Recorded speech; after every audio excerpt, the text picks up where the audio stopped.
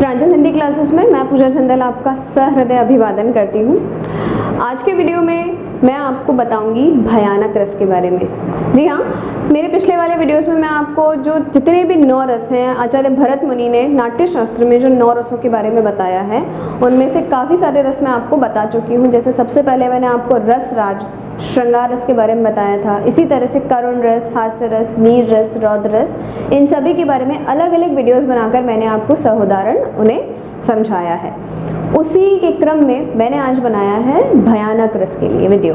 ठीक है, भयानक रस सबसे पहले यदि हम बात करें कि काव्य में कहाँ होता है, किस तरह से होता है, हम सब जानते हैं कि एक स्थायी भाव हमारे हृदय में हमेशा या अत्यधिक समय तक रहता है, जो कारण पाकर रस में परिणत होता है। तो सबसे पहले हम बात करें वो स्थायी भाव कौन सा होता है जो भयानक रस में परिणत होता है। ठीक है, भयानक रस का स्थायी भाव होता है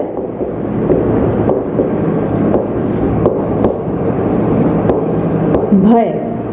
किसी भी चीज के लिए जिससे हम डरते हैं, जिससे हमें डर लगता है, भय होता है, वो उससे हम हमेशा डरते हैं। लेकिन जब बहुत ज़्यादा यानी कि अनुभव कब हमारे शरीर में होते हैं, जब वो चीज़ हमारे सामने आ जाती है या उसके बारे में हम याद कर लेते हैं या कोई हमें उसके बारे में बता देता है। भयानक रस हमारे हृदय में तब आता है जब हम किसी चीज़ से कुछ डरते हैं। जैसे कुछ लोग अंधेरे से डरते हैं, या कोई विशालकाय कोई वस्तु है, कोई मानव है, या कुछ बहुत ज़्यादा अटपटा है या अविश्वसनीय है। यदि कुछ ऐसा होता है, किसी को पानी से, गहरे पानी से डर लगता है, किसी को ऊंचाई से डर लगता है। हम बहुत सारी हॉरर मूवीज़ देखते हैं, जो आप देखते हैं ना, जैसे मैं अगर इंग्लिश मूवीज़ की अगर बात करती हूँ तो मोस्टली मुझे तो हॉरर मूवीज़ ही लगती है। अगर ऐसी हॉरर मूवीज़ हम देखते हैं तो हम डरते हैं, और उस वक्त जो डर, जो भय हमारे हृदय में होता है, जो हृदय में परिणत होता है, उसे हम भयानक रस कहते हैं। यानी कि ऐसी कोई परिस्थिति, ऐसा कोई दृश्य जिसके बारे में सुनकर, जिसके बारे में देखकर या स्मरण करके हमें डर लगे, हम कांप जाएं, हमें भय आए, तो वहाँ पर हमारे हृदय में भयानक रस होता है। ठीक है, भयानक रस का स्थायी भाव होता है भय। अब हम बात करेंगे उन कारणों की जिनकी वजह से भयानक रस हमारे हृदय में उत्पन्न होता है, या भय जो स्थायी भाव है वो रस में यानी कि भयानक रस में परिणत होता है। और उन कारणों को क्या कहते हैं? उन कारणों को कहते हैं विभाव। विभाव 2 तरह का होता है, आलंबन और उद्दीपन। आलंबन, भयानक रस का आलंबन क्या हो सकता है? कोई भयंकर वस्तु या कोई भयानक व्यक्ति।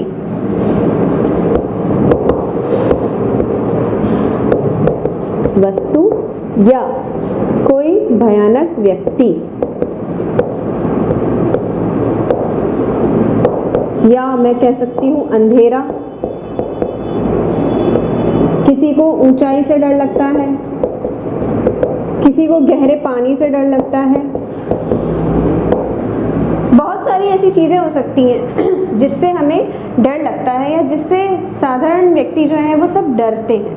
ठीक है, अब इसका उद्दीपन यानी कि डर तो लग रहा है, लेकिन उस डर को और ज़्यादा उद्दीप्त कौन सी चीज़ें करती हैं।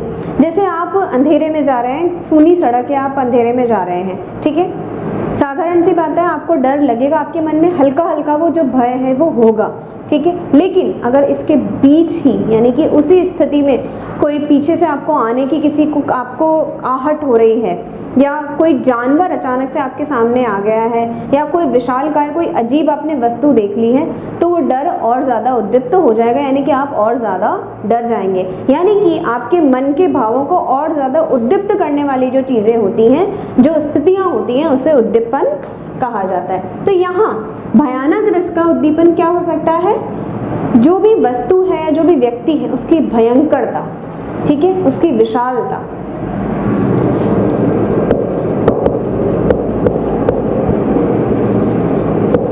या भीषण आंधी,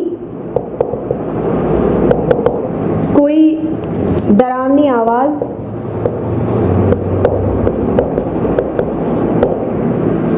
ठीक है, इसे हम भयावह भी लिख सकते हैं। ठीक है, ऐसी कोई आवाज़ आ जाती है, किसी जानवर की कोई अजीब सी आवाज़ आ जाती है तो हम और ज़्यादा डर जाते हैं, यानी कि डरे हुए तो हैं। अगर कोई भयंकर वस्तु देख ली है, अंधेरे में है, ऊंचाई में खड़े हैं, गहरा पानी है, अगर ऐसा कुछ होता है और उसके बीच ही इस तरीका कुछ होता है, यानी कि वो गहरा पानी बहुत ज़्यादा उथल पुथल मचाने लग जाता है, या आंधी आ ही रही है और उसके बीच बिजली कड़क जाती है, बहुत ज़्यादा तेज़ आवाज़ हो जाती है, तो हमारा मन और ज़्यादा घबराने लग जाता है। तो यहाँ कारण होगा, यानी कि भयानक रस का जो विभाव होगा, आलम्बन और उद्दीपन, वो इस तरह से होंगे। ठीक है, अब हम बात करते हैं अनुभव की। अनुभव क्या होते हैं? जब भी हमारे मन में कोई भाव आता है तो उस भावों को बाहर दिखाने के लिए, यानी कि शारीरिक जो क्रियाकलाप होते हैं उन भावों को बाहर दिखाने के लिए उन्हें हम अनुभव कहते हैं। जैसे भयानक रस का अनुभव क्या होगा?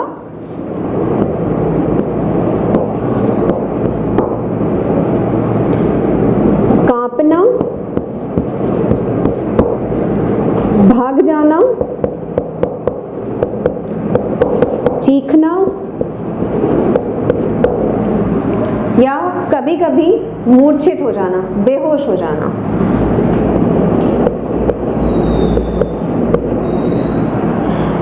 यदि आपने मेरा पहला वीडियो देखा है जो रस के अवयव और उदाहरण वाला है, उसमें मैंने आपको अनुभव कितने तरह के होते हैं, उसके क्या क्या उदाहरण होते हैं, मैंने आपको अच्छी तरह से बताए हैं। मुख्य रूप से अनुभव 4 तरह के होते हैं: सात्विक, कायिक, वाचिक और आहार्य। इनमें से ये जितने भी उदाहरण मैंने आपको दिए हैं, ये सात्विक भी हैं, कायिक भी हैं और वाचिक भी हैं। जैसे वाचिक, सात्विक क्या बोल सकते हैं? कांपना, उसमें आप कुछ नहीं कर सकते, वो स्वाभाविक रूप से होगा। ठीक है, भाग जाना हो जाएगा कायिक, यानी कि उसमें आपने प्रयास किया है। ठीक है, चीखना हो जाएगा वाचिक। ठीक है, मूर्छित होना, या आपके जो कपड़े हैं किस तरह के, सामने वाले के कपड़े हैं, वो भी तो आएंगे। ठीक है, ये सब चीज़ें अगर होती हैं तो वो अनुभव में गिनी जाती हैं। तो यहाँ अनुभव मैंने आपको 4 तरह के बता दिए हैं। इसके अलावा आप भी अपनी तरफ से लिख सकते हैं, जैसे पसीना आना, एक हम लिख सकते हैं।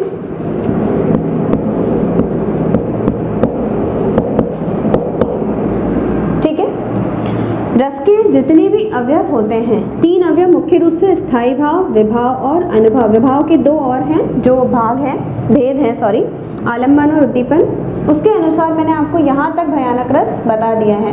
अब हम बात करते हैं भयानक रस के संचारी भाव कौन कौन से होते हैं। हम सभी जानते हैं भाव, जो हमारे हृदय में भाव होते हैं वो 2 तरह के होते हैं। एक तो होता है स्थायी भाव, जो बहुत ज़्यादा समय तक या हमेशा हमारे हृदय में रहते हैं और कारण पाकर रस में परिणत होते हैं। और दूसरे होते हैं संचारी भाव, जो कारण पाकर थोड़ी ही देर के लिए, यानी कि कुछ समय के लिए हमारे हृदय में होते हैं, परिणत होते हैं, उसके अनुसार अनुभव होते हैं और फिर कुछ समय बाद वो बिल्कुल शांत हो जाते हैं। ठीक है, वो संचारी भाव भयानक रस के कौन कौन से होंगे?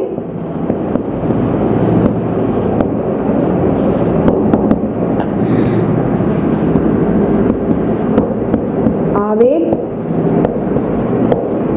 मूर्छा,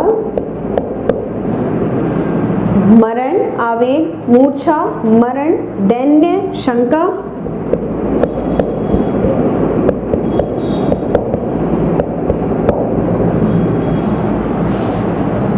मोह, त्रास,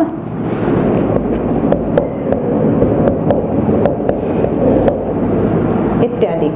ठीक है, आवेग, मूर्छा, मूर्छित हो जाना, कई बार ऐसी स्थितियां होती हैं कि डर के मारे व्यक्ति अपने प्राण भी गंवा देता है।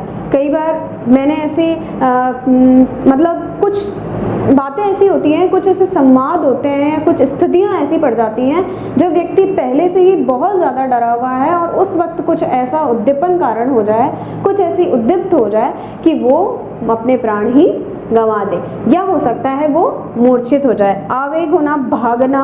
ठीक है, दैन्य, बिल्कुल दिशा शून्य हो जाना। शंका, यानी कि मैंने आपको कहा ना, आप सड़क पर अकेले जा रहे हैं और आपको आपके मन में कुछ शंका हो कि शायद मेरे पीछे कोई आ रहा है, किसी की आहट होना, तो वो हो जाएगा शंका। मोह, त्रास, आपके पीड़ित होना, आप शारीरिक रूप से पीड़ित हो जाते हैं। कई बार लोग डर के मारे इतने ज़्यादा बीमार हो जाते हैं, कहते हैं ना बुखार आ गया है या बहुत ज़्यादा कांपने लग गए हैं, तो उस तरह से। ठीक है, अब हम हम बात करते हैं भयानक रस के उदाहरण की।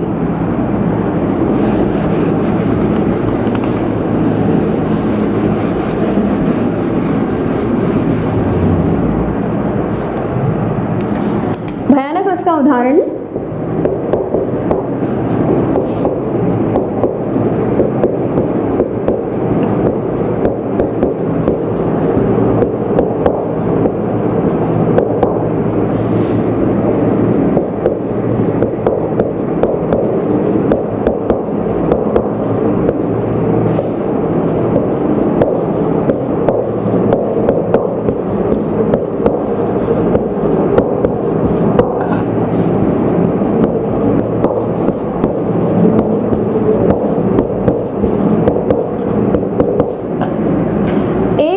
अजगर ही लखी एक और मृगकाय, विकल बटो ही बीच ही पड़ो मूर्छा खाए।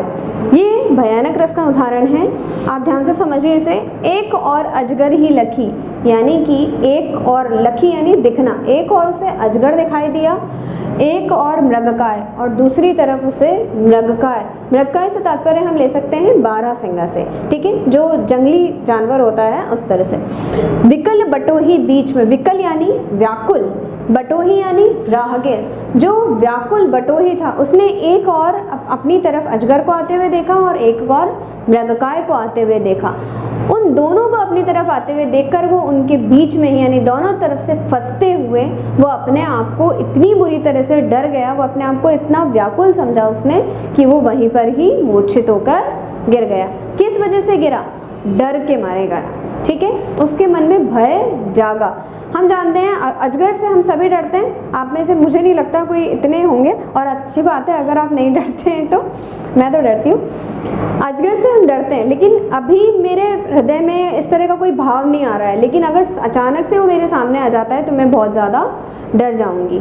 तो वो है स्थायी स्थायी भाव का रस में परिणत होना। यानी कि जब विकल बटोही ने एक तरफ से अजगर को आते हुए देखा, दूसरी ओर से मृगकाय को आते हुए देखा, तो वो दोनों के बीच फंसकर डर के मारे वहीं बेहोश हो गया, वहीं मूर्छित हो गया। तो इस प्रकार से आप ये उदाहरण अपने एग्जाम्स में लिख सकते हैं यदि आपको भयानक रस का उदाहरण लिखना है। विशेष रूप से ये मैंने यूनिवर्सिटी के एग्जाम्स देने वाले जो स्टूडेंट्स हैं, जिन्हें प्रॉपरली बहुत अच्छे से टेक्स्ट आंसर देना होता है, उनके लिए ये उदाहरण बताया है। फिर भी यदि आप और उदाहरण जानना चाहते हैं तो मैं आपको और उदाहरण बता सकती हूँ। मेरा आज का वीडियो देखने के लिए आपका बहुत बहुत धन्यवाद। अगर आपको कोई डाउट है तो आप मुझे कमेंट सेक्शन में बता सकते हैं। मेरे इस वीडियो को लाइक और शेयर करिए और मेरे चैनल को सब्सक्राइब करना ना भूलें। Thank you.